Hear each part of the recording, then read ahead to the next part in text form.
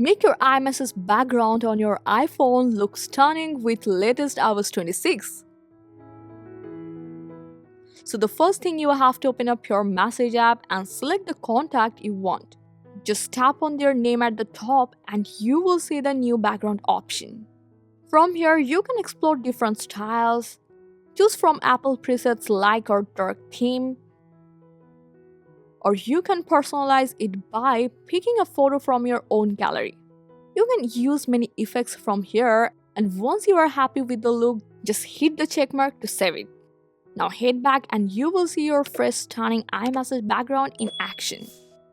You can also use Apple Intelligence. You can even create unique images like personalized art or celebrating themed wallpaper.